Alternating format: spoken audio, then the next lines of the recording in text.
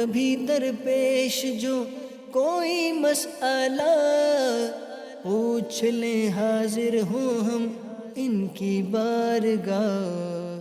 الحمد للہ رب العالمین والصلاة والسلام علی خاتم النبیین، اما بعد فاعوذ باللہ من الشیطان الرجیم، بسم اللہ الرحمن الرحیم، الصلاة والسلام علیکہ یا رسول اللہ وعلی آلکہ واصحابکہ یا حبیب اللہ، الصلاة والسلام علیکہ یا نبی اللہ وعلی آلکہ واصحابکہ یا نور اللہ۔ مدنی چینل کے ناظرین، پروگرام دارالافتاء اہل سنت میں آپ کو خوش آمدید کہتے ہیں۔ اللہ رب العالمین نے قرآن مجید فرقان حمید میں واضح طور پر ارشاد فرمایا، تو اہل علم سے پوچھو اگر تمہیں علم نہیں۔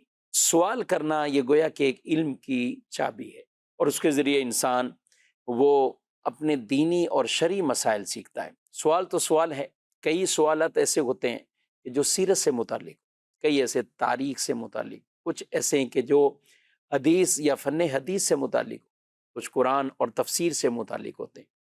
جی ہاں، اوورال اس میں کئی ایسی چیزیں ہیں کہ جو ہمارے اسی دارالافتاء اہل سنت کے پروگرام سے تعلق رکھتی ہیں، اور ان میں بیسک جو لوگوں کو درپیش مسائل ہوتے ہیں، کئی ایسی باتیں علم کی جاننا چاہتے ہیں کہ اللہ پاک نے ہمارے لیے اس حوالے سے کیا شرعی طور پر وہ مسئلہ بیان فرمایا، حکم بیان فرمایا، اسی کا نام فتویٰ ہوتا ہے، اسی کا نام حکم شرعی ہے۔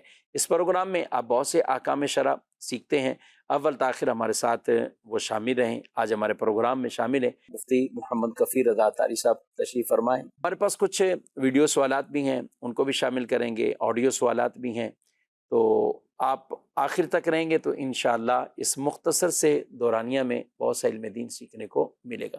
بڑھتے ہیں اپنے ناظرین کی طرف۔ میں محسن لانڈی بابا مارکیٹ سے۔ مفتی صاحب، میرا سوال یہ ہے کہ بینک سے قرضہ لے کے کاروبار کرنا جائز ہے؟ جی، بینک سے قرضہ لینا ہے اور اسی سے کاروبار کرنا ہے۔ قرض لے کر کاروبار کرنا تو جائز ہے، لیکن بینک سے قرضہ عام طور پر سود پر ملتا ہے، تو سود پر قرضہ لینا بہرحال حرام ہے، چاہے وہ آپ بینک سے لیں یا کسی بھی شخص سے لیں۔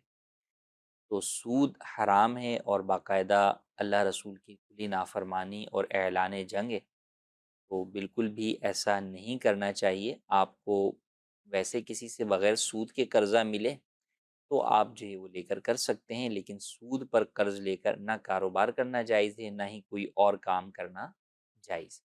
اچھا، کوئی شخص لے لیتا ہے، قرض بھی لیتے ہیں، بعض اوقات قرض لے لیتے ہیں، اسی طرح کوئی طے بھی غلط کر لیتے ہیں، ضروری نہیں بینک سے ہی کریں، کسی عام آدمی سے بھی، کیونکہ نارمل کوئی قرض دینے کے لیے تیار نہیں ہوتا، تو یہ اس کو کچھ نہ کوئی لالچ دے دیتے ہیں کہ آپ کو 1%، 2%، یا نارمل عوام کی بات کریں تو لاکھ پہ 2000، 3000 ویسے ہی طے کر لیتے ہیں، اور بعض تو بہت بڑی چھلانگیں لگاتے ہیں، 5000 لاکھ پہ دیں گے تو 10,000 دیں گے، اور ایسے لوگوں میں پتہ نہیں کتنے ایسے لالچی قسم کے وہ دوسرے بھی ایڈ ہو جاتے ہیں، اور وہ سب کی قیمت پیسے لے کر وہ خود ہی غائب ہو جاتے ہیں۔ اب کسی نے انفرادی قرضہ لے لیا، یا بینک سے لیا یا کہیں سے بھی لے لیا، اور اس کا وہ عمل تو آپ نے بتا دیا سود ہے یہ وہ، لیکن یہ کہ اس سے بزنس کر رہا ہے، کوئی بھی اس نے کوئی چیز رن کر دی، اس کے لیے کیا حکم ہے؟ دیکھیں، وہ جو آگے اس پیسوں سے کام کر رہا ہے تو وہ کام بہرحال اگر وہ کام جائز ہے، اس میں کسی قسم کی کوئی شرعی اصولوں کی خلاف ورزی نہیں ہے، تو وہ نفع حلال ہے، وہ کاروبار حلال ہے، ہوں، کہ یہاں پر اس نے حرام پیسہ اس میں نہیں لگایا ہے، صحیح، بلکہ اصل تو اس نے قرضہ لگایا ہے اس کے اندر۔ اب وہ تو نفع کے ذریعے سے سود کی ادائیگی کر رہا ہے، صحیح، یہ وہ بھی حرام، لیکن بہرحال اس کی وجہ سے کاروبار کا نفع حرام نہیں ہے۔ ہاں، اس کی نحوست کی وجہ سے کاروبار میں بے برکتی ہونا یہ ایک جدا بات ہے، کہ اللہ کی نافرمانی جب بندہ کرتا ہے تو اس کی وجہ سے جو ہے وہ بہت ساری چیزوں کا نقصان بسا اوقات دنیا میں بھی اس کو اٹھانے پڑتے ہیں، تو وہ اپنی جگہ پر ہے، لیکن بہرحال اگر کسی نے اس طرح کام کر لیا تو اس سے جو اس کو نفع حاصل ہوا وہ جائز ہے، جبکہ وہ کاروبار جائز ہو۔ کاروبار اس کا کوئی جائز ہو۔ جی، مزید سوال۔ میں نا ایک مسئلہ پوچھنا چاہتا تھا، ہم کھیرا ہے اس کے ترکہ میں سے بھائی اور بہن کو کتنا حصہ ملے گا؟ جی، ترکہ ہے، وراثت ہے، بہن بھائیوں کا کتنا ریشو ہے، کیا حصہ ہے؟ اگر تو اولاد نہیں ہے، یا اولاد ہے اور اولاد میں صرف بیٹیاں ہیں، تو ایسی صورت کے اندر بہن بھائیوں کی طرف ترکے کی رقم آتی ہے بشرطے کہ مرحومہ کے والد زندہ نہ ہوں. صحیح. اگر والد زندہ ہیں یا مرحومہ کا کوئی بیٹا زندہ ہے تو ایسی صورت میں بھائی بہنوں کی طرف وراثت نہیں آتی. ہوں. اور اگر صرف بیٹیاں ہیں، بیٹا کوئی نہیں ہے یا اولاد کوئی بھی نہیں ہے اور والد بھی نہیں ہے، ہوں. تو پھر ایسی صورت کے اندر شوہر جو ہے اس کا حصہ ملے گا اسے. اگر اولاد نہیں ہے تو ایسی صورت کے اندر نصف شوہر کو ملے گا، یعنی 50% جو ہے وہ شوہر کو ملے گا. یعنی کسی بھی بیوی کا انتقال ہوا تو ٹوٹل مال میں سے آدھا شوہر لے جائے گا جی، اگر اولاد نہیں ہے تو. اگر اولاد. جی اگر اولاد ہے تو اگر اولاد ہے تو ایسی صورت کے اندر شوہر کو 25% ملے گا، اور صحیح. جو بقیہ ہے وہ اولاد میں تقسیم ہوگا. پھر اگر بیٹا ہے تو پھر بہن بھائیوں کی طرف نہیں جائے گا. بہن بھائیوں سے مراد مطلب؟ مرحومہ کے بہن بھائی. اچھا میں نے کہا ایک ہی لے لے گا اس کے بچے. اکثر جو پوچھنے والے ہوتے ہیں وہ یہی پوچھ رہے ہوتے ہیں بہن بھائی بہن بھائی. اصل تو وہ مرحوم، یعنی جو بھی رشتہ دیکھا جاتا ہے وہ مرحوم یا مرحومہ کے اعتبار سے دیکھا جاتا ہے کہ میت اس کا کون ہے، انتقال کس کا ہے. جی، میت سے اس شخص کا رشتہ کیا ہے. صحیح. میت سے جو رشتہ بنے گا وہ اولاد کا رشتہ بیٹا بیٹی کا بنے گا. ہوں. اور بہن بھائیوں کا رشتہ جو ہے وہ میت سے دیکھا جائے گا کہ وہ میت کے بہن بھائی جو ہے وہ ٹھیک. ہیں. تو اب اگر میت کے بہن بھائی ہیں، اولاد نہیں ہے یا اور والد بھی نہیں ہے، تو پھر ایسی صورت کے اندر جو حصہ بہن بھائیوں کی طرف آئے گا تو اس حصے میں وہی طریقہ کار ہوتا ہے جو بیٹا بیٹی کی طرف جاتا ہے کہ 2 حصے بھائی کے ہوتے ہیں اور صحیح. 1 حصہ بہن کا ہوتا ہے. ایک حصہ بہن کا ہوتا ہے. اچھا اگر صرف اولادوں کی بات کریں، جیسے آپ نے شوہر کا بتا دیا کہ شوہر کو یہ ملے گا اور اس کے بعد بیٹا بیٹی ہیں تو ان میں کیا ان فارمولا ہے؟ میں بھی وہی فارمولہ ہے کہ بیٹے کو ڈبل حصہ ملے گا اور بیٹی کو سنگل حصہ ملے گا. بیٹے کو ڈبل اور بیٹی کا. یہ ہم نے ایک مثال دی ہے. اگر شوہر انتقال کرتے ہیں تو پھر بیوہ کا یہ والا نہیں ہے کہ آدھا اور 1/4. یہ بیوہ کا نہیں ہے. بیوہ کا کتنا ہوگا اس میں؟ بیوہ کا اگر اولاد نہیں ہے مرنے والے کی، یعنی شوہر کی اولاد نہیں ہے، تو ایسی صورت کے اندر بیوہ کو 25% ملے گا. اور اگر اولاد ہے تو ایسی صورت میں اسے 8واں حصہ ملے گا جو کہ 12.5% بنتا ہے. 8واں 12%. 12.5%. اچھا اس میں کوئی لوگ خود بھی اگر کرنا چاہیں، بعض اوقات نہیں دارالتا ہوتا یا کچھ وکلا بھی اپنے طور پہ طور طریقے بتا دیتے ہیں، تو اگر نارمل یہ پہلے کیا 12.5% نکال دیں تو بقیہ جو اماؤنٹ اس کے تقسیم کریں گے، کیا کیا کریں؟ اماؤنٹ ہے؟ مثال کے طور پہ ایک شخص ہے کہ جس کا انتقال ہوا اور اس نے اپنے ورثہ میں ایک اپنی بیوہ چھوڑی ٹھیک ہے. اور ایک بیٹا اور 2 بیٹیاں چھوڑی. صحیح ہے. ایک بیٹا اور 2 بیٹی. 2 بیٹیاں چھوڑی. تو اب ایسی صورت کے اندر جو بھی اس کا ترکہ ہوگا، مال ہوگا، اگر اس مرحوم کے والدین نہیں ہیں ہوں.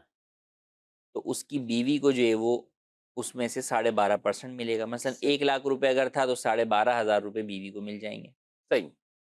اب اس کے بعد جو رقم جو ہے وہ بچے گی تو وہ بچے گی 87,500 روپے. صحیح ہے. تو 87,500 کو تقسیم کریں گے 4 پر. 4 پر. اب بچے تو 3 ہیں، آپ بولیں گے 4 پہ ہاں کیوں کریں یہی گے؟ نا، ایک بیٹا اور 2 بیٹی. 2 بیٹی. تو ہم کہہ رہے ہیں بیٹے کو ڈبل حصہ دے رہے ہیں. اچھا بیٹے کو، یعنی اس کو ڈبل شمار کریں 2 بیٹے، 2 فرد شمار 2 کر. فرد شمار کر. تو جب 2 فرد وہ ہو گئے اور 2 فرد 2 بیٹیاں ہو گئیں تو 4 ہو گئے. تو اب جب 4 پہ آپ جو ہے وہ تقسیم کریں گے 87,500 کو، اس کو ہم تقسیم کر لیں، اگر 4 پہ تقسیم کریں گے تو ایک کا حصہ آیا 21,875 روپے. صحیح. یہ بیٹی کا ہو گیا. تو دونوں بیٹیوں کو، ایک بیٹی کو 21,875، دوسری بیٹی کو 21,875، اور بیٹے کا ہم نے کہا ڈبل ہے تو اسی کو آپ جو ہے وہ 2 سے ضرب دے لیں تو 43,750 روپے جو ہے وہ بیٹے کو اور پیچھے بچا ہی وہی ہوگا، بچے گا. پورا تقسیم ہو جائے گا. اور یہ ہم نے صرف 1,00,000 وہ کیا ہے، ایسا نہیں ہے کہ کوئی بیٹی کو بس تمہارا 21,000 بنتا ہے، یہ دارالتا والوں نے بتایا ہے. تو یہ 1,00,000 کے اعتبار سے یہ تقسیم کی. اب جتنا مال ہو، اچھا بچوں کے اعتبار سے بھی فرق ہوگا. کبھی کبھی کفیل صاحب ایسا ہوتا ہے کہ ہم حصے بنا کے دیتے ہیں، اور یوں بھی ہوتا ہے کہ بیٹی کو 7 حصے ملنے، بیٹے کو 14 حصے ملنے ہوتے ہیں. تو سمجھ رہے کہ ہر میں پتہ نہیں یہی فارمولا ہوگا. تو یہ اولاد کے اعتبار سے اور ورثہ کے اعتبار سے تبدیل ہوتا رہتا ہے. اصل فارمولہ تو وہی رہتا ہے، نمبر جو ہے وہ چینج ہو رہے ہوتے صحیح. ہیں، لیکن ہر صورت کے اندر فارمولہ سیم ہی ہوتا ہے. فارمولا جب افراد زیادہ مطلب وہ ہو اسی جاتے کو ہیں، فارمولا جو یہ سمجھ رہے ہیں کہ 14/7 تو یہ ٹھیک نہیں، یہ ٹھیک نہیں. یہ ٹھیک نہیں. تو یہ فارمولا یہ ہے کہ یہ لڑکے کو 2 لڑکیوں کے برابر جو ہے وہ ملے گا. صحیح. اور بیوہ کا بیان کر دیا کہ بھی بیوہ کا جو ہے وہ 8واں حصہ ہے اولاد ہونے کی صورت میں. اولاد نہیں ہے تو اس کا جو ہے وہ 1/4 جو ہے وہ حصہ ہے، چوتھائی حصہ، تو 25% جو ہے وہ بنتا ہے. شوہر کا جو ہے وہ اولاد ہونے کی صورت کے اندر جو ہے وہ 25% حصہ ہے، اولاد نہ ہونے کی صورت میں آدھا حصہ یعنی 50% حصہ ہے. اسی طرح اگر مرنے والے کے والدین میں سے کوئی زندہ ہے تو ایسی صورت کے اندر والد کو جو ہے وہ 6واں حصہ جو ہے وہ یعنی ملے گا. یہ والدین کا لازمی ہوتا ہے کہ اس کو بعد کا لوگ شمار ہی نہیں کر رہے جی، ہوتے. اور والدین کو ویسا تو- بھائی جو الگ تھلگ بیوی کے ساتھ رہ رہا ہو، بچوں کے ساتھ رہ رہا ہو، اور والدین کسی اور بھائی کے ساتھ رہ رہے ہیں، بیٹے کے ساتھ رہ رہے ہیں، اب ادھر انتقال ہو بھی پراپرٹی بہت کچھ ہو تو شمار ہی نہیں کرتے. لوگ والدین کو تو سمجھتے ہی نہیں نا کہ یہ بھی وارث بن گیا. اچھا، کئی دفعہ جب پوچھا بھی جاتے تو وہ جواب میں یہی کہتے ہیں کہ یہ والدین کی جائیداد نہیں ہے، یہ ہمارے ابو کی جائیداد ہے. خود انہوں نے بنائی. ہاں، دادا دادی کی کوئی جائیداد نہیں. تو جس طرح دادا دادی کی جائیداد میں آپ کے والد کا حصہ ہوتا ہے، اسی طریقے سے اگر آپ کے والد انتقال کر گئے اور دادا دادی حیات تھے اس وقت، تو ایسی صورت کے اندر ان کا بھی حصہ آپ کے والد کی جائیداد میں بنتا ہے. اور وہ پھر مسئلہ اور زیادہ اس وقت ہوتا ہے جبکہ دادا دادی کا بھی بعد میں انتقال ہو گیا، تو اب وہی دادا دادی کا حصہ جو ہے وہ ان کے چچا اور پھپھیوں کی طرف جو ہے وہ جا رہا ہوتا ہے، جس کو لوگ سمجھ نہیں رہے ہوتے. تو حقیقی معنوں میں وہ حصہ تو دادا دادی کا ہی ہے اور وہ اتنا ہی حصہ جا رہا ہے، وہ کوئی بڑھ نہیں رہا. تو وہی حصہ آگے جا کے جو ہے وہ چچا اور پھپھیوں میں جا کے جو ہے وہ تقسیم جو ہے وہ ہو رہا ہوتا ہے. تو یہ بات ہمیشہ یاد رکھیں کہ ایک تو ورثاء کی جو تعیین کی جاتی ہے اس میں یہ دیکھا جاتا ہے کہ میت کے انتقال کے وقت کون کون زندہ تھا. صحیح. اگرچہ ایک دن کے بعد انتقال ہو جائے تو وہ وارث بنے گا. اور صحیح. کئی دفعہ ایسا ہوتا بھی ہے کہ لوگ بتاتے ہیں کہ بھئی ہمارے والد صاحب کا انتقال ایک دن ہوا، اگلے دن جو ہے وہ والدہ کا انتقال ہو گیا، یا جو ہے وہ فلاں بھائی کا جو ہے وہ انتقال ہو گیا، یا 1 مہینے بعد انتقال ہو گیا. تو ایسی صورت کے اندر وہ پھر انتقال جو جس کا ہوا ہے وہ وارث بنے گا جبکہ وہ اس وقت زندہ تھا، اگرچہ بعد میں جو ہے وہ انتقال ہو گیا. تو اب اس کا حصہ کہاں جائے گا؟ وہ تو زندہ ہی نہیں ہے، تو اس کا حصہ اس کے ورثاء کی طرف جو ہے وہ جائے گا. تو کئی دفعہ ہر تو اس چیز. کے ورثاء وہی بن رہے ہوتے ہیں جو کہ پہلے والے وارث کے بن رہے ہوتے، صحیح. مورث کے بن رہے تھے. اور کئی دفعہ ایسا ہوتا ہے کہ اس کے ورثاء الگ ہوتے ہیں، اس کی بیوی ہوتی ہے، اس کے بچے ہوتے ہیں، تو یوں پھر وہ حصہ اس کی اولاد کی طرف جو ہے وہ منتقل ہو جاتا ہے. صحیح. اچھا، آپ نے 1 لاکھ کا حساب بہت آسان سا آپ نے بتایا. اب مثال کے طور پہ آپ نے ایک بیوہ اور ایک بیٹا اور ایک بیٹی، 2 بیٹیوں پہ ہم نے پہلے کیا تھا. اب اسی کے ساتھ میت کے والدین بھی اٹیچ کر لیں، والد بھی ہیں، والدہ بھی ہیں، تو 12.5% یہ ملے گا ان کو، بیوہ کو. جی اور والد والدہ کی صورت میں کیا کریں گے؟ والد والدہ کو جو ہے وہ اب وہی کہ آپ 1 لاکھ کو تقسیم کریں گے. یہ نہیں کہ پہلے جو ہے وہ آپ ان کا نکال دیں. ہاں جیسے ہم نے اولاد میں کیا کیا تھا کہ پہلے بیوہ کا نکالا تھا، ٹھیک ہے. پھر 87,500 کو ڈیوائیڈ کیا تھا. صحیح ہے. یہاں ایسا نہیں ہوگا. یہاں 1 لاکھ کو پہلے آپ نے ڈیوائیڈ کیا 8 کے اوپر، 12.5 پہ. 12.5% نکال لیا آپ نے. نہیں، ہے. ڈیوائیڈ 8 پہ کیا، جو ٹھیک حصہ نکلا وہ ان کا 12.5% نکلا. اب جو ان کا آپ والدین کا نکالیں گے تو ان کو آپ ڈیوائیڈ کریں گے 6 کے اوپر، ٹھیک ہے. تو وہ حصہ نکلے گا 16.66%، صحیح. تقریباً 16.5% اس طرح کا جو ہے وہ ان کا حصہ نکلے گا. تو اب اس کو جب ہم تقسیم کرتے ہیں تو وہ بنے گا 16,666 روپے 66 پیسے. صحیح ہے. اتنا ہی جو ہے وہ والد کا ہوا، اتنا ہی جو ہے وہ والدہ کا ہوا. ٹھیک ہے، تو یہ ہو گئے 33,333 ان دونوں کے. اب اس میں ہم نے پلس کر لیے 12,500 بیوہ کے. اب یہ ہو گئے ٹوٹل 45,833 روپے. یعنی ان سب کو ہم نے لاکھ پہ ہی کرنا ہے. لاکھ سے جو ہے وہ نکالنا ہے. اب جب یہ 45 نکل گئے تو اب آپ 1 لاکھ میں سے یہ جو ہے وہ مائنس کر لیں آپ.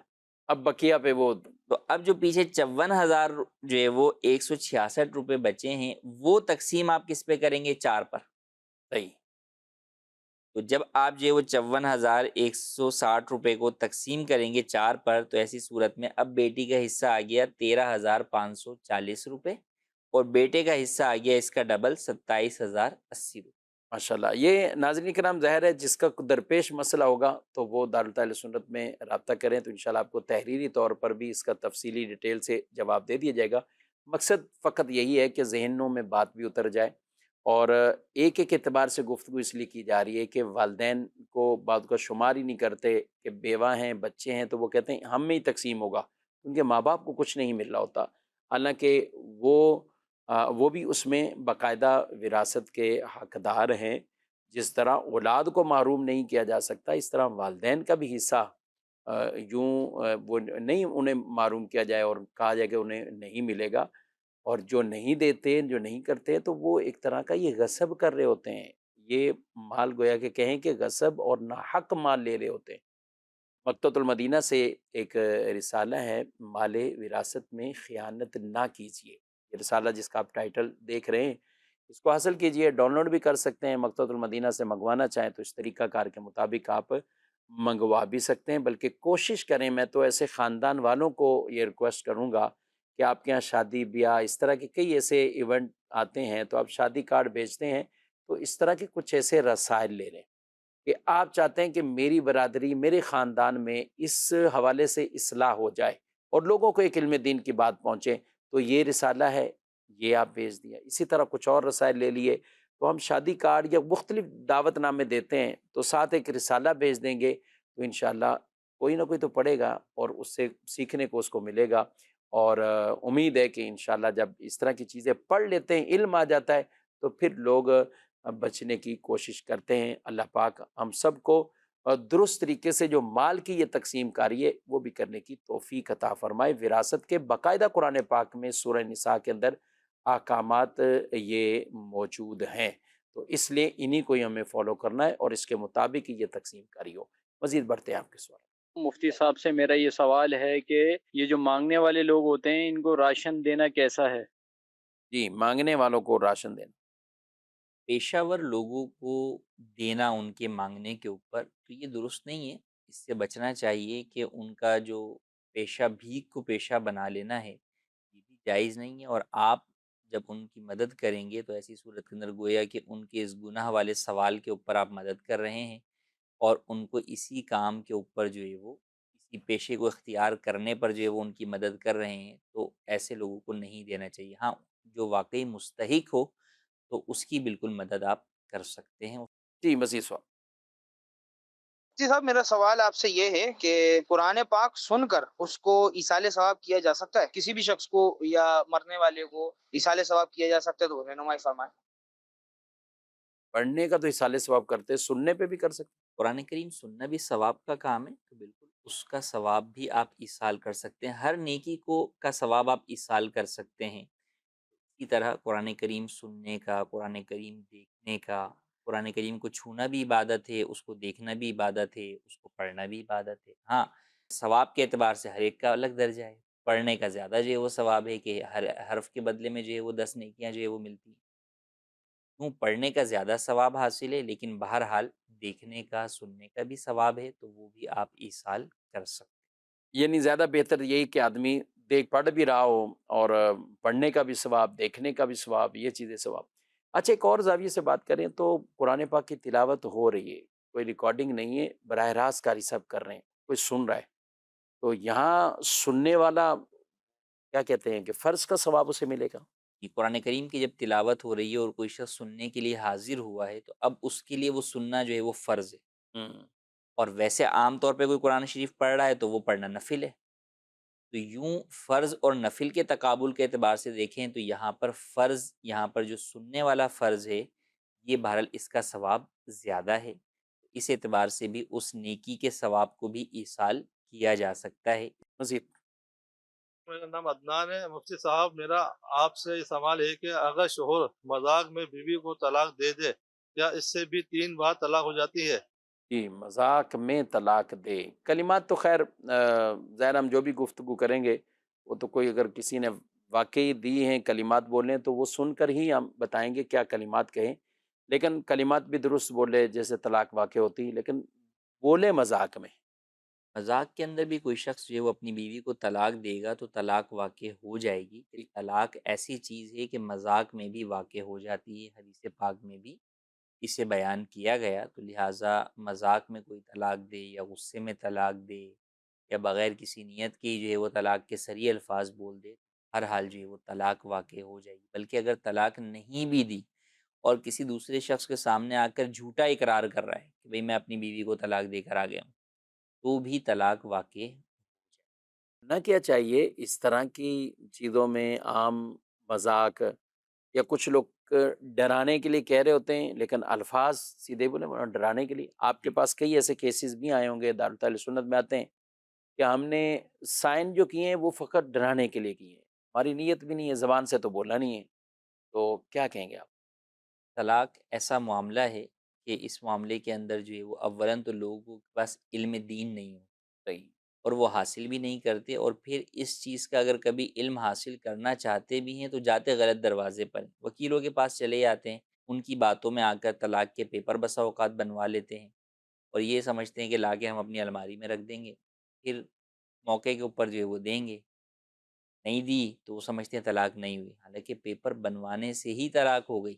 جب اگرچہ شوہر آپ نے کیا ہے اس اپنا سب کچھ لکھوا رہا ہے، یہ ہے فلاں ہے. تو اگرچہ دستخط نہیں کیے جب بھی طلاق ہو جائے گی جب آپ نے خود جا کر پیپر جو ہے وہ بنوائے ہیں.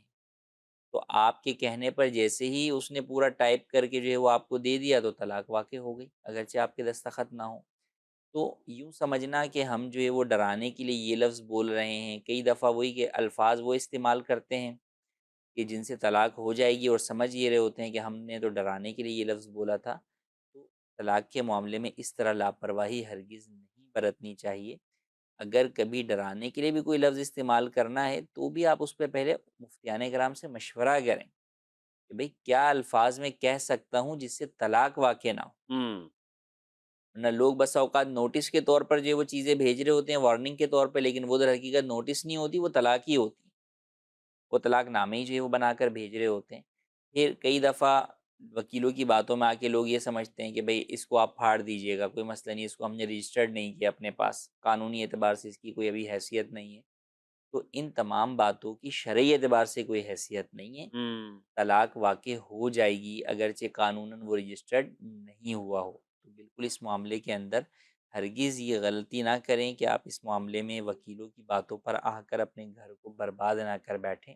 جب بھی اس معاملے میں خاص طور پر کوئی بھی قدم اٹھانا چاہیں تو پہلے مفتیان کرام سے آ کے مشورہ کریں کہ میں دینا چاہتا ہوں. اگر آپ دینا بھی چاہتے ہیں تو بھی اسلامی طریقہ کار معلوم کریں اور اس کے مطابق طلاق دیں. کئی دفعہ لوگ جو ہے وہ جذبات میں آ کر جو ہے وہ 3 طلاقیں دے بیٹھتے ہیں، چند دنوں کے بعد ہی جو ہے پھر ان کو یاد آتا ہے کہ نہیں جناب یہ کیا کر لیا ہم نے، اب ہم واپس رجوع کرنا چاہتے ہیں. طلاقیں ایک ساتھ دینا گناہ ہوا، وہ ایک الگ گناہ گار ہوئے اس کی وجہ سے آپ، اور اب جو ہے وہ واپسی کا راستہ جو ہے وہ ممکن نہیں ہو رہا ہوتا. تو اگر آپ پہلے ہی جو ہے وہ اسلامی طریقہ کار کے مطابق، سنت طریقہ کار کے مطابق ایک طلاق دیتے تو اس صورت کے اندر واپسی کا راستہ بھی آسان ہوتا اور آپ گناہ گار بھی نہیں ہوتے. لہٰذا اس معاملے کے اندر بے حد احتیاط کی ضرورت اور حاجت ہے. کئی دفعہ اس معاملے میں ایک اور چیز کی طرف توجہ دلانا چاہوں گا، بعض خواتین بھی جو ہے وہ اس چیز کو مذاق میں لے آتی ہیں یا شوہر کو برانگیختہ جو ہے وہ کر رہی ہوتی ہیں. اب وہ یہ کہہ رہی ہوتی ہیں کہ ہم تو اس طور پہ بات کر رہے تھے، مذاق کر رہے تھے ان سے، انہوں نے تو سیریس ہی کہہ دیا یہ بات. تو صحیح. آپ کو یہ چیز مذاق میں کرنی ہی نہیں چاہیے. اگر یوں بول دیں یوں بول دیں، خواہ مخواہ خامہ خواہی میں جو ہے وہ مختلف الفاظ جو ہے وہ شوہر سے جو ہے وہ بلوا رہی ہوتی ہیں، تو ایسا ہرگز نہیں کرنا چاہیے. کئی اس طرح کے کیسز بھی ہمارے پاس آئے کہ ان صورتوں کے اندر طلاق واقع ہو گئی. اب شوہر یہی کہتا ہے کہ میں تو بالکل بھی نہیں دینا چاہ رہا تھا، یہ پتہ نہیں کہاں کہاں کی پٹیاں مجھے پڑھا رہی تھی کہ فلانی کے شوہر نے یہ بولا ہے کہ تم بھی مجھے یہ الفاظ بول دو، تو اس طرح بولنے سے تو نہیں ہوگی، یوں نہیں ہوگا، وہ نہیں ہوگا. تو بالکل بھی ایسے ان معاملات کو مذاق میں نہیں لانا چاہیے، اور سیریس بھی اگر کبھی اس طرف آپ ہوں تو پہلے شرعی رہنمائی حاصل کریں، پھر اس کے بعد کوئی قدم اٹھائیں. اور شرعی رہنمائی ظاہر ہے دارالتعلیٰ سنت سے آپ کریں، کسی بھی عالم دین مفتی اہل سنت سے کریں گے تو انشاءاللہ آپ کو وہ ایک پورا طریقہ کار بتائیں گے اور ایک اچھا مشورہ دیں گے، رائے اچھی دیں گے. لیکن ہوتا یہی ہے کہ 1 2 3 کر کے پورا کیس ختم کر کے پھر آپ مفتی صاحب بھی کیا کریں، وہ بھی جب سنتے ہیں بعض کا تو بہت ہی دکھ لگتا ہے، افسوس لگتا ہے کہ یہ اس طرح کے انہوں نے نپٹا دیا اور خود بھی اب پریشان ہو رہے ہیں. تو اب بعد کا پچھتاوا، اس سے بہتر یہ ہے کہ پہلے آرام سے اس کے حوالے سے دینی بھی اویئرنیس لیں اور پھر اس کے بعد کوئی قدم اٹھائیں. ایس ایم ایس بھی ہیں، کچھ شامل کرتے ہیں. یہ سوال ہے کہ کیا کافروں کو بھی حضور صلی اللہ علیہ وسلم کی امت میں شمار کیا جاتا ہے؟ ان کو بھی حضور علیہ السلام کی امت کہہ سکتے ہیں؟ نبی کریم صلی اللہ علیہ وسلم کی امت کے اعتبار سے کہ نبی کریم صلی اللہ علیہ وسلم یوں تو تمام جہان کی طرف مبعوث ہوئے، تمام جہان کے لیے رحمت ہیں، سب کے لیے دین جو ہے وہ لے کر آئے، تو امت دعوت کے اعتبار سے تو وہ امت ہے میں شامل ہیں کہ ان کو بھی جو ہے وہ دعوت ہے کہ بھئی دین اسلام جو ہے وہ قبول کریں، اللہ اور رسول پر ایمان لے کر آئیں۔ لیکن ایک ہے امت اجابت، یعنی وہ امت جس نے حضور کی اس دعوت کو قبول کرتے ہوئے کلمہ پڑھ لیا اور ایمان جو ہے وہ لے آئی، تو وہ در حقیقت حضور کی امت ہے اور اسی کو امت عام طور پر کہا جاتا ہے۔ یعنی امت اجابت وہ کہ جیسے ہم امتی ہیں، جی یہ ہم ثابت سب امتی ہیں، کلمہ تو پڑھا جنہوں امتی نے، ہونے کے اعتبار سے کہ وہ جس نے کلمہ پڑھ لیا وہ حضور کا امتی ہے، اور وہ جس نے جو کلمہ امت نہیں پڑھا تو وہ امت دعوت کے اعتبار سے تو امت کے اندر شامل ہے، لیکن وہ امتی گویا کہ بنا نہیں اس اعتبار امتی سے نہیں کہ اس نے کلمہ نہیں۔ ٹھیک ہے جی، مزید سوال۔ مفتی صاحب میرا آپ سے یہ سوال ہے کہ سکے کی رقم گھر میں رکھنے سے منحوست آتی ہے؟ جی، صدقے کی رقم گھر میں رکھی ہوئی، صدقے کی رقم گھر میں رکھنے سے نحوست نہیں آتی، ہاں کوئی جو وہ غصب کر بیٹھے تو ایک جدا بات ہے، لیکن ویسے آپ گھر میں صدقہ جو ہے وہ جمع کر رہے ہیں تو اس سے کوئی نحوست نہیں آتی۔ صدقہ نکال کے آپ نے الگ کر دیا، یہ بھی ایک نیک عمل ہے، اس کا آپ کو ثواب ملا، لیکن حقیقی معنوں میں صدقہ اس وقت جو ہے وہ مکمل ہوگا جب وہ اپنے مصرف تک پہنچ جائے گا۔ صحیح، کسی مستحق کو دینا ہے تو مستحق تک پہنچ جائے، مسجد کو دینا ہے تو مسجد میں پہنچ جائے، دعوت اسلامی کو دینا ہے تو دعوت اسلامی کو پہنچ جائے۔ تو یوں چاہیے یہ کہ جلد از جلد اپنے جو صدقات باکس ہیں ان کو آپ اس میں موجود صدقے کو مصرف تک پہنچائیں، لیکن یہ ضروری نہیں ہے کہ بھئی جو ابھی صدقہ لیا ہے یا دن بھر کا جمع ہوا ہے تو فوری طور پہ آج رات سے پہلے پہلے جمع کر کے آئیں ورنہ نحوست آئے گی، تو ایسا نہیں، بلکہ صدقہ تو خود جو ہے وہ بلاؤں کو ٹالنے والا ہے۔ تو آپ نے جب صدقے کی نیت سے وہ رقم نکالی ہوئی ہے اور اسے آپ جمع کر رہے ہیں، ایک مخصوص رقم ہو جائے گی، یا میرا جانا ہوگا ہفتے میں مسجد میں یا اجتماع میں تو میں وہاں پہ جمع کروا دوں گا، تو اس میں کوئی حرج نہیں۔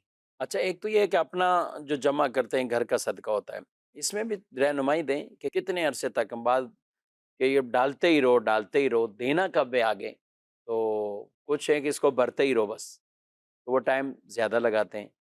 اچھا اسی طرح کسی اور نے صدقہ دیا، اب وہ مصرف ہی ڈھونڈ رہے ہیں کہ میں کسی کو دوں گا کوئی ملے گا، تو اس کو روکنا چاہیے، کیا کرنا ہے؟ دیکھیں کسی اور کا صدقہ ہے وہ تو فوری طور پہ آپ کو جلد از جلد پہنچا دینا چاہیے، جس سوائے یہ بھی کہ اس نے مقصد کے آپ لیے کو انہوں نے، کہا ہے کہ بھئی ٹھیک ہے آپ جمعرات کو اجتماع میں جائیں گے تو آپ دے دیجیے گا، یا ایک عام طور پہ پتہ ہے کہ یار آپ کا جانا ہوتا ہے تو آپ دے دیجیے گا، تو وہ ٹھیک ہے، لیکن اس کے علاوہ کہ آپ اسے گھر میں رکھ دیں کہ نہیں یار جب میں اپنا صدقہ دوں گا تو ہی اس کا صدقہ دوں گا، اب آپ نے اپنا صدقہ 4 مہینے کے بعد جا کر جو ہے وہ جی دینا ہاں، ہے، تو ایسا نہیں کرنا چاہیے۔ ان کا صدقہ آپ فوری طور پر پہنچائے، کیونکہ ہم یہی آپ کو بتا رہے ہیں کہ صدقہ اسی وقت مکمل ہوگا اور آپ کو حقیقی صدقے کا جو ثواب ہے وہ اس وقت ملے گا جب کہ وہ صدقہ اپنے مصرف تک پہنچ پہنچ جائے گا۔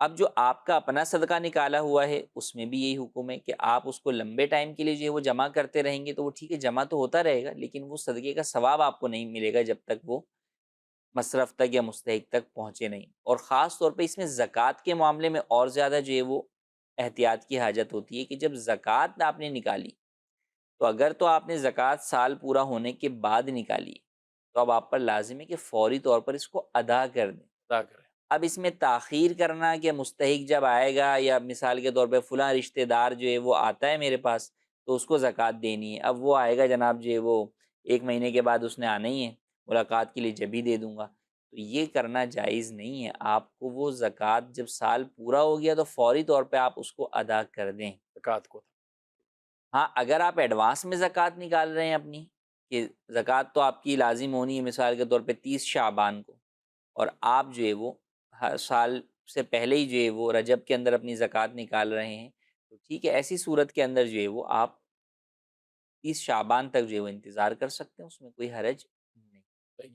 اور عموماً جو لیٹ کرنے والا سوال کرتے ہیں وہ وہی ہوتا ہے کہ جب سال پورا ہو گیا، یہ سال پورا ہو جاتا ہے، اور اس کے اندر بھی لوگوں کے اصل میں اپنے اعتبار سے لوگوں کے ذہن میں ہوتا ہے، مستحق تک پہنچانا نہیں بلکہ اپنی مرضی کے مطابق خرچ کرنا لوگوں کے ذہن میں ہوتا ہے۔ تو جب زکوٰۃ کا ٹائم پورا ہو گیا تو اب آپ مستحق تک جو ہے وہ پہنچا دیں۔ کئی دفعہ لوگوں کے ذہن میں یہ ہوتا ہے بھائی ہم اس مستحق کو دے دیں گے نا آج 1 لاکھ روپے تو یہ تو سارے خرچ کر دے گا، تو اب ایسا کریں گے ہم اس کو اگلے 10 مہینے تک جو ہے وہ 10,000 روپے کر کے جو ہے وہ دیں گے، تو اس کا گھر خرچ بھی چلتا رہے گا اور یہ ضائع بھی نہیں کرے گا. تو آپ نے ایک تو اس کے لیے بھلائی سوچی، لیکن اپنے لیے آپ نے جو ہے وہ بھلائی نہیں سوچی، کیونکہ اب جو آپ کی 90,000 کی زکوٰۃ لیٹ ہو رہی ہے ادائیگی میں، وہ آپ گناہ گار ہو رہے ہیں.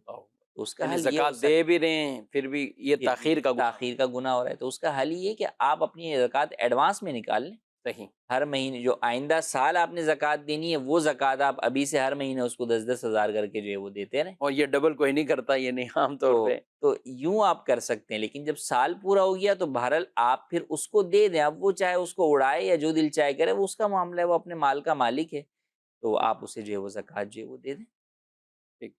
اچھا، یہاں یہ جو ہماری گفتگو کتنا عرصہ رکھ سکتے ہیں، مجھے ابھی ایک بات یاد آئی. ابھی حالیہ جیسے بارشیں ہوئیں تو ایک مسجد والوں نے کہا کہ وہ مفتی صاحب مسجد کی جو پیٹی یا چندہ باکس جو لوہے کے مضبوط ہوتے ہیں، بعض مسجد یہاں ہے تو چوراہے پہ وہ لگا دی، جی جی مین گیٹ پہ لگا دیا.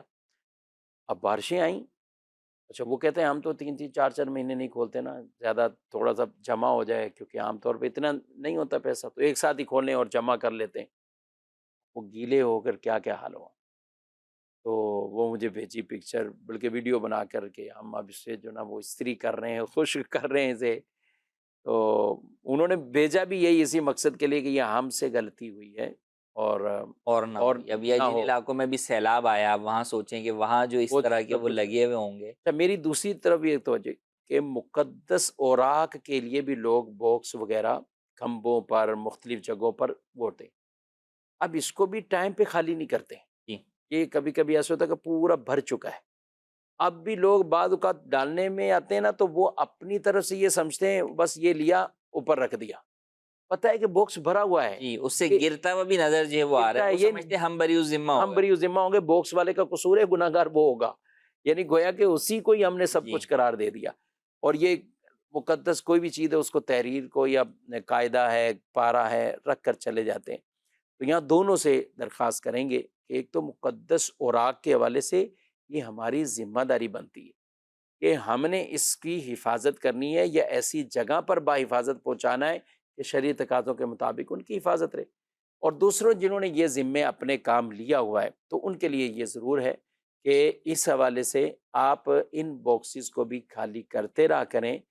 کہیں ایسا نہ ہو بارش ہو یا نہ ہو. بارش میں تو یہ اور زیادہ اس میں مزید شہید ہوں گے، اسمیل پیدا ہوگی، دیکھیں اور بھی کئی مسئلے ہو سکتے ہیں. بارش نہ بھی ہو تو باکس پورے بھر چکے ہیں، تو اب وہ نیچے گریں گے تو یوں ایک اور بے ادبی کا معاملہ ہوگا.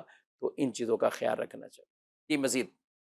صاحب میرا آپ سے یہ سوال ہے، چلتے پھرتے درود شریف پڑھنا یا تلاوت کرنا کیسا ہے؟ چلتے پھرتے درود شریف یا تلاوت قرآن کریم کر سکتے ہیں، اس میں کوئی حرج نہیں ہے. چپل آپ پہنے ہوئے ہیں تو بھی جو ہے وہ آپ تلاوت بھی کر سکتے ہیں اور درود شریف بھی پڑھ سکتے ہیں. البتہ اگر راستے میں چلتے ہوئے آپ کسی ایسی جگہ سے گزریں جہاں سے بدبو آ رہی ہے یا وہاں پر نجاست اور ناپاکی جو ہے وہ پڑی ہوئی ہے، تو اس ٹائم آپ خاموش ہو جائیں، اور جب وہاں سے آپ گزر جائیں تو اس کے بعد جو ہے وہ آپ تلاوت بھی کر سکتے ہیں اور درود پاک بھی پڑھ سکتے ہیں. جی مزید. مفتی صاحب آپ سے میرا یہ سوال ہے، شوہر کے انتقال کے بعد بیوی کے علاوہ اور کوئی سوگ بنا سکتا ہے؟ جی. بیوی کے سوگ جو ہے وہ 4 ماہ 10 دن ہے اگر عورت حاملہ نہیں ہے، اور بیوی کے علاوہ جو افراد ہیں ان کے لیے سوگ 3 دن تک ہے. اچھا، یہ سوگ کا حکم وجوبی ہوتا ہے دیگر کے لیے یا جائز تک ہے؟ جائز ہے. بیوی کے لیے عدت تو واجب ہے اور اس کے اندر اس کے لیے سوگ بھی جو ہے وہ لازم ہے، لیکن دیگر افراد کے لیے جو سوگ ہے وہ لازم نہیں ہے. اختیار ہے کہ وہ کر سکتے ہیں 3 دن تک سوگ، لیکن ان کے اوپر شرعاً واجب یا لازم نہیں. لیکن ایک لمٹ بیان کر دی کہ وہ جی، جو لمٹ. اس کے بعد نہیں کر سکتے. ٹھیک ہے، 3 دن کے بعد مزید وہ سوگ. اچھا، کیا ہے یہ سوگ، کیا ہے؟ سوگ یہ کہ اس کے اندر ایک تو یہ کہ اظہار غم جو ہے وہ ہوتا ہے، لوگ بیٹھتے ہیں ان سے آ کے تعزیت جو ہے وہ ان ایام کے اندر جو ہے وہ کی جاتی ہے. تو یہ چیزیں ہیں جو کہ سوگ کو ظاہر کرتی ہیں. بسا اوقات جو ہے وہ لوگ اس دوران کوئی کام کاج جو ہے وہ نہیں کرتے، دکان نہیں کھولتے، کاروبار جو ہے وہ نہیں کر رہے ہوتے. تو یہ چیزیں ہیں کہ آپ نارمل جو آپ ایک روٹین ہوتی ہے اس سے آپ تھوڑے سے ریزرو ہو کر جو ہے وہ اپنے معمولات زندگی کو جو ہے وہ مرحوم کے لیے ایصال ثواب اور قرآن کریم وغیرہ کی تلاوت کے اندر مصروف رکھتے ہیں. مزید. مفتی صاحب آپ سے میرا سوال یہ ہے کہ دو سجدوں کے درمیان میں کتنی دیر بیٹھنا ضروری ہے؟ برائے مہربانی جواب ارشاد فرما دیجیے، جزاک اللہ۔ دو سجدوں کے درمیان جو بیٹھتے ہیں اسے جلسہ کہتے ہیں۔ تو ایک بار سبحان اللہ کہنے کی مقدار جو ہے وہ بیٹھنا یہ واجب ہے۔ تعدیل ارکان جو کہ ہر رکن سے دوسرے رکن میں جاتے ہوئے ہے، تو اس اعتبار سے یہاں بھی یہی ہے کہ ایک بار سبحان اللہ کہنے کی مقدار بیٹھنا کم از کم واجب۔ ایک دفعہ یہ اور ویسے جو دعا ہے اللہم اغفر لی یا اس طرح مستحب یہ ہے کہ جو ہے وہ اللہم اغفر لی دعا جو ہے وہ پڑھ لیں، یہ اتنی مقدار میں جو ہے وہ آپ بیٹھ جائیں تو یہ دعا پڑھ لینا یہ مستحب، اور واجب بھی ادا ہو جائے گا، واجب بھی ادا ہو جائے گا اور یہ آپ کا دعا کا مستحب بھی ادا ہو جائے گا۔ ہاں، اور یہ وہ لوگ تو بطور خاص غور کریں کہ جو سجدے سے اٹھتے ہیں اور ان کی کمر سیدھی نہیں ہوتی، پھر دوبارہ وہ سجدے کی طرف چلے جاتے ہیں، تو ایک دفعہ تسلی سے بیٹھ جائیں۔ اچھا، بیٹھنے میں بعض اوقات ایسے ہوتے ہیں کچھ لوگ کہ جن کو نا وہ پاؤں کو موو کرنے میں پرابلم رہتی ہے، وہ بیٹھے بھی تو اسی طرح ہی، اب جس حال میں سجدے میں گئے ہیں وہ اسی حال میں جو ہے وہ پنجے موڑ کر ہی جو ہے جی وہ وہ ایسے بیٹھے ہی ہوئے ہوتے ہوتے ہیں، ہیں، اور اٹھے بقیہ نمازیوں سے اور وہ جو ہے وہ تھوڑے بلند بھی جو ہے وہ ہوتے ہیں، بلند بھی اور جھکے ہوئے ہیں، تو جھکے ہوئے کیا بھی کہیں ہوتے گے؟ ہیں۔ اگر واقعی عذر ہے تو ایسی صورت کے اندر جو ہے وہ اس طرح کر سکتے ہیں، لیکن حتی الامکان جتنی کمر سیدھی کر سکتے ہیں اتنی کمر جو ہے وہ سیدھی کریں، اور ایک بار سبحان اللہ کہنے کی مقدار بہرحال جو ہے وہ بیٹھیں ضرور، یہ نہ ہو کہ بس وہ اٹھے اور پھر فوراً دوبارہ جو ہے وہ چلے گئے، اور یہ دعا بھی جو ہے وہ پڑھ لیں، لیکن ایسی صورت میں ان کا جلسہ جو ہے وہ ادا ہو جائے گا اور پھر اس کے بعد وہ اگلا سجدہ کر سکتے ہیں۔ اچھا مفتی صاحب، آپ نے کافی تھوڑی دیر پہلے ہم نے طلاق کے اوپر گفتگو کی ہے، تو ایک سوال ہے، ہم یہ ایس ایم ایس پہ شامل کرتے ہیں کہ سوال ہے کہ صرف ذہن میں سوچنے سے بھی ہو جاتا، سوچ رہا ہے، دماغ بنا رہا ہے، سوچ رہا ہے؟ سوچنے سے طلاق واقع نہیں ہوتی جب تک کہ الفاظ سے نہ کہے۔ صحیح، اگر اس نے اپنے منہ سے الفاظ ادا کیے اور اتنی آواز سے کہ اس کے اپنے کانوں نے جو ہے وہ آواز سن لی، تو ایسی صورت میں طلاق ہو جائے گی، اگرچہ کوئی اور نہ سنے۔ کئی لوگوں کے ذہنوں میں یہ ہوتا ہے کہ جناب گواہ موجود نہیں تھے، یا میں نے کہا تھا بیوی نے نہیں سنا تو شاید طلاق نہیں ہوئی، تو ایسا نہیں ہے۔ بیوی کا سننا یا کسی بھی دوسرے فرد کا سننا ضروری نہیں ہے، شوہر کا اپنی زبان سے ادا کرنا یہ الفاظ اتنی آواز سے کہ اس کے اپنے کان جو ہے وہ خود سن لیں، تو اس سے طلاق واقع ہو جائے گی۔ اور اگر ایسا نہیں ہے، فقط دل ہی دل میں کسی کے جو ہے وہ خیال آ رہا ہے یا وسوسہ آ رہا ہے، تو اس سے طلاق واقع نہیں۔ جی ناظرین کرام، آپ نے پروگرام ملاحظہ کیا اور اپنا فیڈ بیک بھی دیجیے، اور اس پروگرام کے حوالے سے لوگوں میں بھی تشہیر کیجیے۔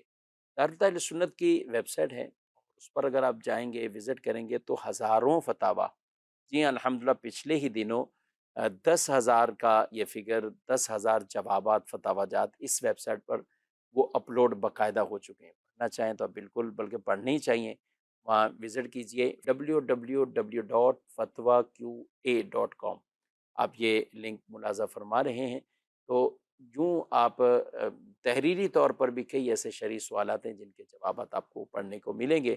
اللہ پاک ہم سب کے علم میں برکتیں دے، علم نافع عطا فرمائے، آمین بجاہ النبی صلی اللہ علیہ وآلہ وسلم۔ ہادی و رہنما ہمارے علماء، ہو کبھی درپیش جو کوئی مسئلہ، پوچھ لیں حاضر ہوں ہم ان کی بارگاہ۔